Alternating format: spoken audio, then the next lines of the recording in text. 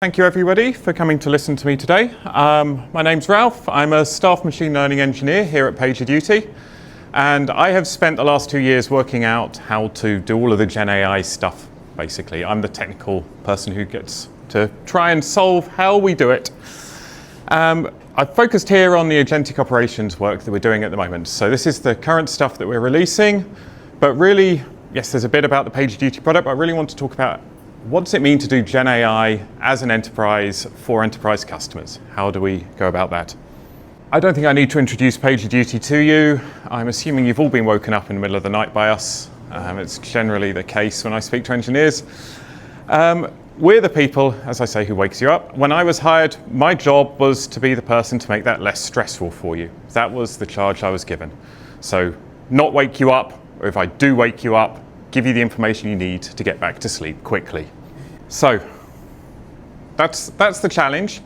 And the reason for that challenge is because operations are expensive. And in many ways, people would say they're broken. They're getting harder and harder to manage. They're getting harder and harder to handle.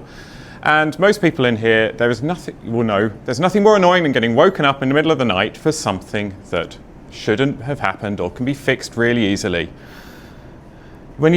Currently, the way most of us and the way I've dealt with operations in the past, you have a lot of people dealing with them.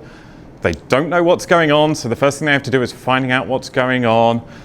It takes them time, and it's very reactive. You're dealing with things after they've happened.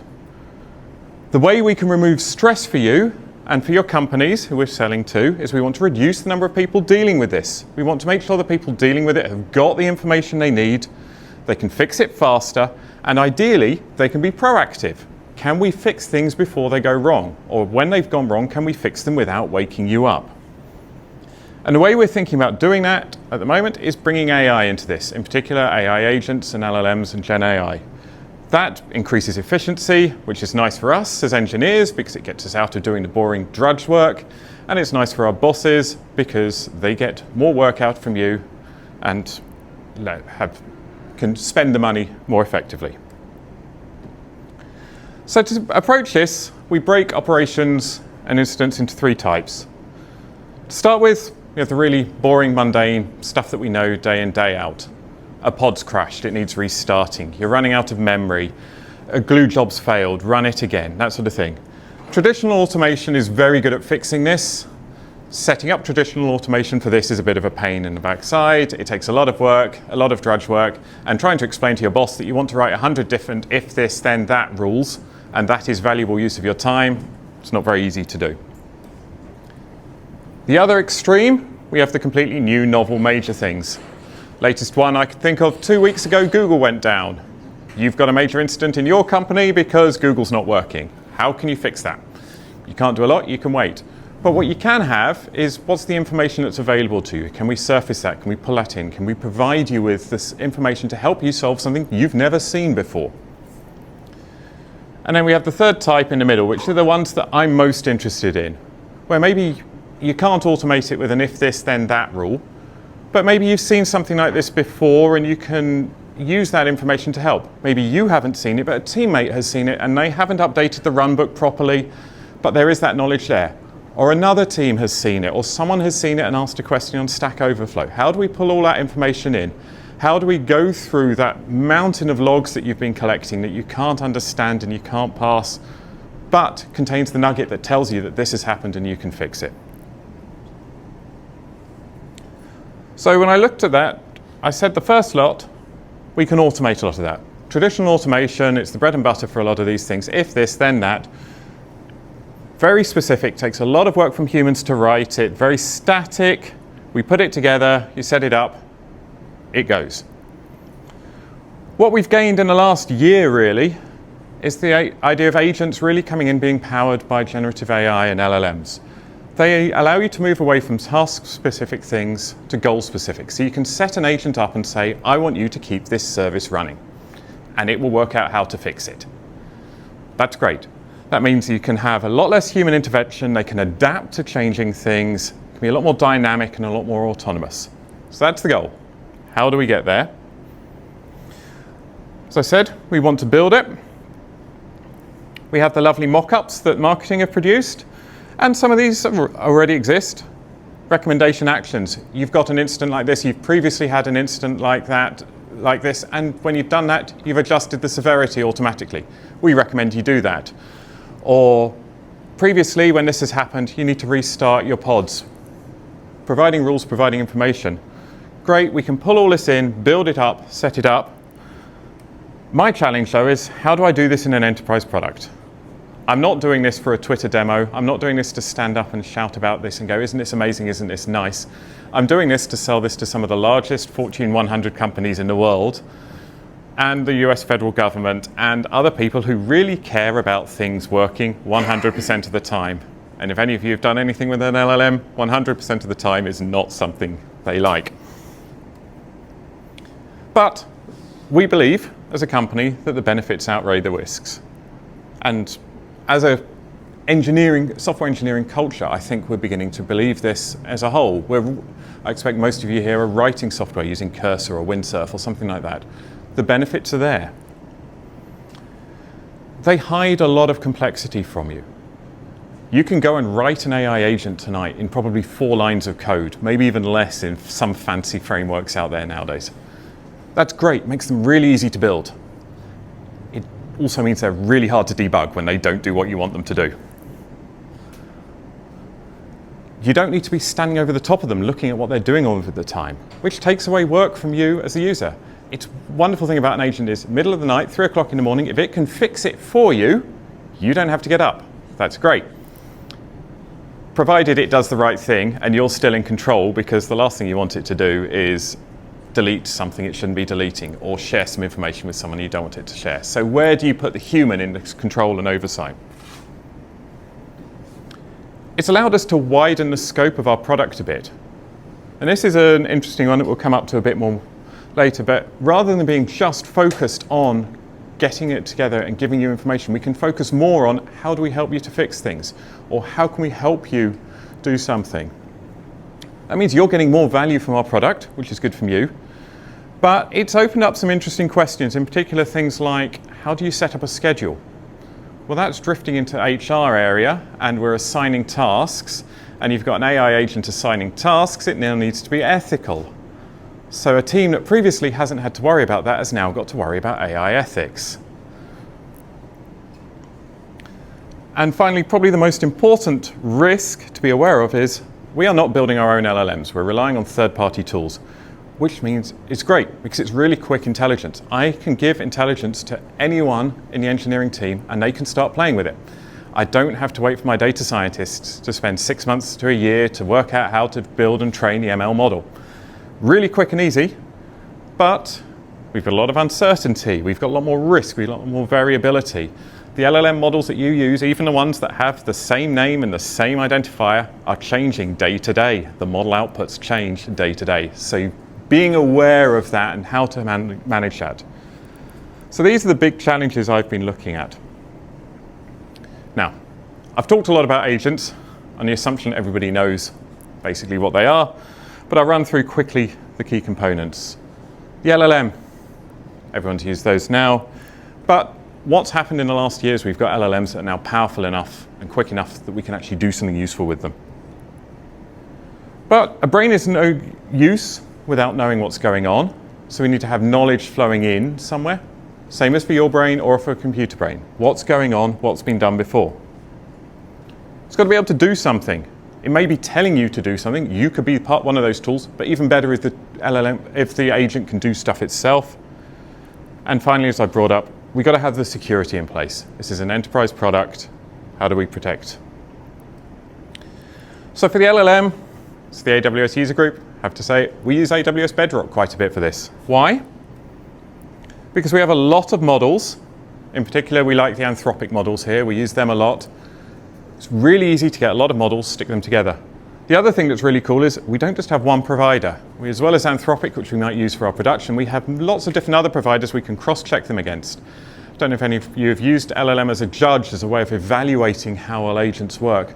But that's one of the only ways we can do it on scale. And one of the best ways of doing that is using lots of different cheap providers and comparing the results and contrasting them. Very easy to do with AWS, especially as you're getting all of the good things that come with that. So prompt caching, token efficient tool usage, they're providing everything we need. And probably most important for us and why we're using AWS is I have to stand in front of CISOs sometime or other people and explain to them what we're going to do with your data. Now, I love playing with Grok. If anyone here has played with Grok, it's amazingly fast. I do not want to be the person who stands in front of the CISO of a big American bank and say, I'm going to send your data off to this startup in France. Yeah, we trust them, we really do. If I stand up and say I'm going to send it to a FedRAMP High certified AWS product, the conversation ends. So for us, that is a really, really big selling point. So we've got something to do the thinking and do the work. Now we need to get the information. And so when I have an incident, first thing I do, I go onto Slack, see what's coming in, what's happening. Second thing I do is probably go into Datadog, I go into Sumo Logic, Grafana, go to Confluence to see if there's a runbook. Suddenly I've got 15 tabs open trying to work out what's going on and how do I get it. So that's how I get the information I need to understand something. How do I want to get that information? I don't want to do it on 15 tabs.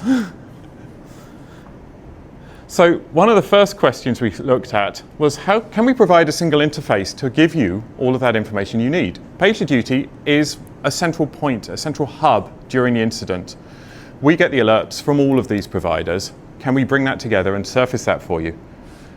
The nice thing for us is by providing the information to you, we get it for our agents as well to help you. So that's a unique point that we have to play with. So we started, this was really the starting point, is how do we get information for you in a good way? And you'll see as we go down this, we're increasing the complexity of the information we're providing, we're increasing the benefit to you as a result. So we started off just with the information we had already. What do we know about your incidents?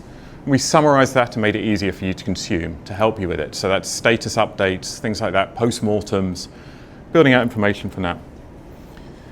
As we learned more, we thought about how can we get the correct information for you. We developed our own RAG in-house, which taught us an awful lot about how to pull in data. And currently, we're working on how do we go beyond the data we already have and help you to bring more data into the product. So that's new data accessors, new sources of data. The trouble with getting access to your knowledge, though, is I want you to give me knowledge. Your company doesn't want to do that because they have to manage access control. They have to think about how many tools. No one wants to have a runbook in Confluence and in PagerDuty and somewhere else. And they don't want to give us all of our data, all of their data so we can train on it. So we need to be careful with that. And from PagerDuty's side, we already have 700 integrations just for alerting. I don't want to have to write another 700 integrations for accessing data, pulling it in, combining it, searching it, and then work out a way to aggregate that. So just gone GA is something I find really interesting, and we're starting to have a lot of fun with, is Amazon Q. So anyone here heard of Amazon Q? Couple of heads. So Amazon Q is a really cool thing where it puts all of that data into AWS. It links out to your Slack, to your Jira, to your Confluence, to your GitHub, you name it. I think there's 300 data accessors or something on there now. It's a crazy number. But you control the data. Your company controls the data. We can then search over it through an API call and get the useful data back. So what does that look like? So you're in Slack or Teams and you ask Amazon Q, is there a runbook for this incident? It goes to our orchestrator, which realizes that you've asked for a runbook for this. Well, we know this. Well, you're currently in an incident on service X, so we can add the context. We know it's come to Amazon Q. So it goes to our RAG service, which then goes off to Amazon Q Index and pulls out your runbook or potential matches to the runbook from Amazon Q Index, brings that data back, sends it off to Bedrock. Bedrock looks at the potential runbooks, looks at the context we've got for your current incident and says, this is the runbook that we recommend. So you're now in Slack. You haven't had to go into Confluence and remember which runbook you're looking at and find that all out. It's just there for you. What does that look like in reality? So here we are in an incident. Someone says use Amazon Q for something. PD Amazon Q. Oh, first of all, I'm going to look up at any code changes that affected this. It's got GitHub. It can see that there was a code change yesterday that affected this. And then it can also find the the runbook to do a rollback for this. So we're getting your data and we're bringing it to you where you want it. Doesn't take much to realize that the next step for this is to go, the runbook says do a rollback. Can we have an agent to do that rollback for you? Give us a few months. Hopefully we'll get there soon enough. We're working on it. So getting data in a good and effective way is a really useful part of that. The next step was tools. I'm not going to focus so much on this today. You can see where that's coming from, but phase one of this, we're going to go up again in a risk. Tell you what to do. Very useful. It's giving you, here's the runbook, giving you the information there. Phase two, getting the agent to take some action. So we were starting to do this, our schedules agent, which I think is going to EA soon. I've probably got the dates wrong. You can start asking it to do schedule overrides for you, and it will look at your Google Calendar and see who can come up and then organize the schedule for you. With human intervention to check that it's not, we're not going to set it up, but getting it to do that. We can see, this is again the learning process as we gain confidence in this before we go into our SRE agents, where we're going to start saying, doing the rollbacks, can we restart the pods for you, that sort of thing. But for me, what's really exciting is where we look this down the line. I talked earlier about automation being a really good thing for the mundane run-of-the-mill incidents. Nobody really sets up the automation because it takes so long. But if your agent works out how to restart, that this is something that I can do again and again and again, and I can write the automation script, and you can then review that automation script and go, yeah, this looks good. Slowly, your runbook gets turned into automations, and we don't even have the uncertainty of an agent in the future in the process. So this is my vision. This is a bit more my vision than the PagerDuty vision of where we're going to go, but don't be surprised if we're trying to write things that can help things happen automatically. So we've built something, we've got it working, everything's looking good. I now need to build it, deploy it into an enterprise system. So what do I need to think about?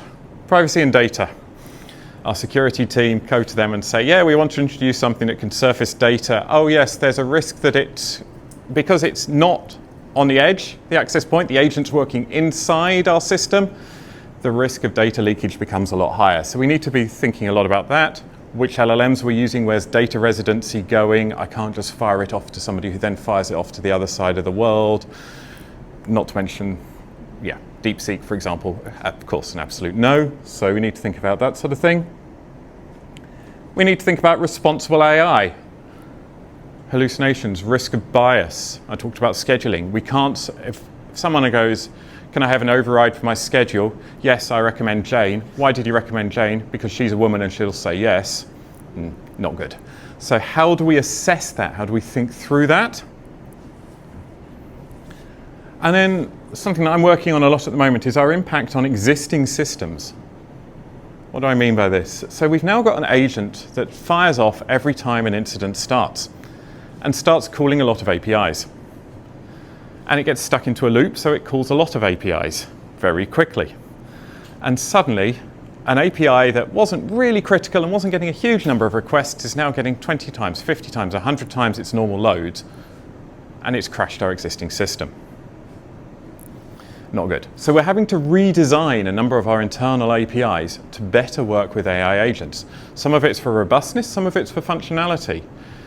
We've got an API that returns a list of our services. Great.